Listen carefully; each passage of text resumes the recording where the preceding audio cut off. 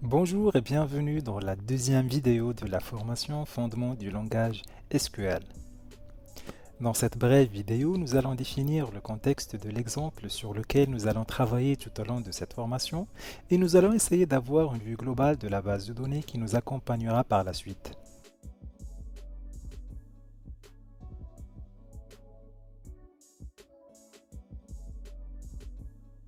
Tout au long de cette formation, nous allons travailler sur la base de données RH des ressources humaines d'une entreprise fictive que l'on va appeler entreprise Delta. Cette entreprise est composée de 6 départements. Nous avons le département financier, le département des ventes, le département des achats, le département marketing, RH et finalement le département IT. L'entreprise possède aussi 6 différents sites, dont 3 sont implémentés en France. Nous avons le siège à Paris et 2 autres sites, un à Bordeaux et un autre à Marseille. L'entreprise possède également un autre site à Genève en Suisse et 2 autres sites en Allemagne, notamment à Francfort et à Berlin.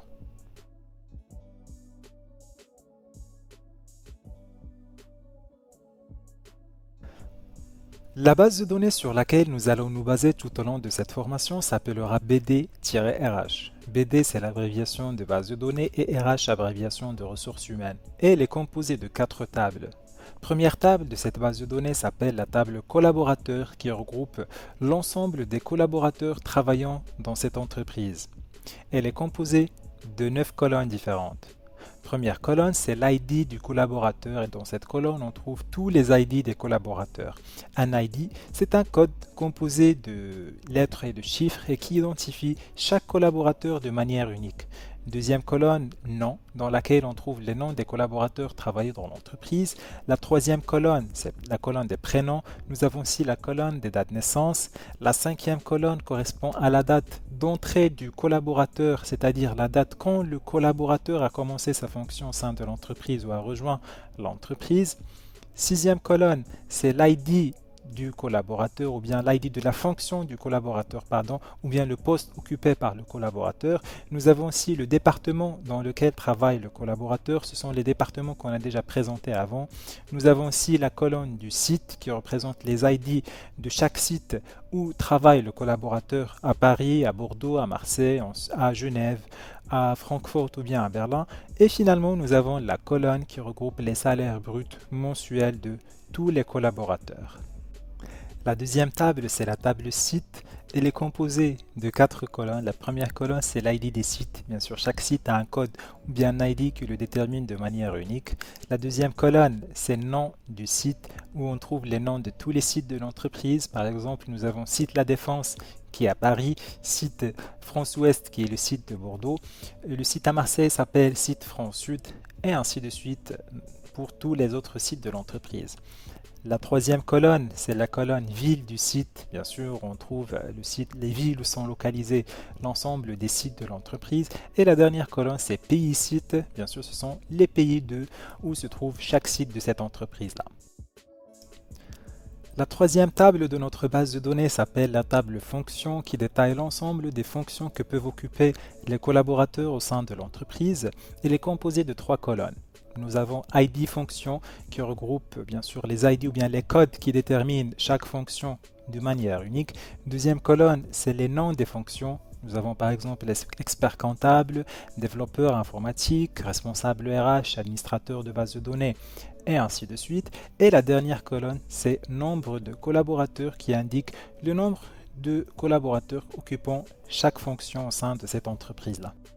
Et la dernière table de notre base de données s'appelle la table absence. Dans cette table, on enregistre toutes les absences des collaborateurs. Elle est composée de 5 colonnes. Nous avons ID du collaborateur, c'est l'ID du collaborateur concerné par cette absence qu'on a enregistrée. Deuxième colonne, c'est la date de début de l'absence. Troisième colonne, la date de fin de l'absence. Quatrième colonne, c'est la durée de l'absence en heures. On additionne bien sûr les heures ouvrables de collaborateurs pendant lesquelles il s'est absenté. Et la dernière colonne, c'est le type de l'absence, bien sûr. Est-ce que c'est un congé payé, un congé non payé, un certificat maladie, absence justifiée, non justifiée, retard, congé de maternité ou autre. Les quatre tables de cette base de données sont liées par des liaisons clés primaires, clés étrangères. Dans la table collaborateur, nous avons la colonne ID qui sera la clé primaire de cette table et qui va identifier chaque collaborateur de manière unique. Nous avons aussi une clé étrangère dans cette table qui est ID fonction et qui est liée à la clé primaire ID fonction de la table fonction. Toujours dans la table collaborateur, nous avons une deuxième clé étrangère qui est ID site et qui est liée à la clé primaire ID site de la table site. La clé primaire ID de la table collaborateur est liée à la clé étrangère ID collaborateur de la table absence. Donc là, c'était un aperçu général de la base de données sur laquelle j'appuierai tous les exemples de cette formation. J'ai voulu consacrer cette vidéo introductive pour expliquer la base de données car la compréhension du contexte général et de la base de données, sa structure, la nature des données qu'elle contient, les liaisons entre ces tables, va faciliter les choses et va permettre une compréhension fluide des notions qui seront traitées par la suite. Bien sûr, les tables d'une vraie base de données RH, d'une vraie entreprise sont souvent plus complexes et contiennent plusieurs informations, à savoir les données personnelles des collaborateurs, leur étude, les départs, etc. Mais moi, dans notre cas, j'ai essayé de la simplifier le plus possible et ne garder que les éléments qui nous seront vraiment utiles.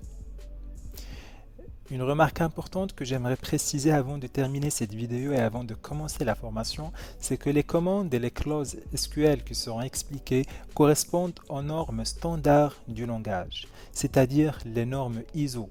Car il se peut que selon chaque système de gestion de base de données, il se peut qu'il y ait des différences et des particularités.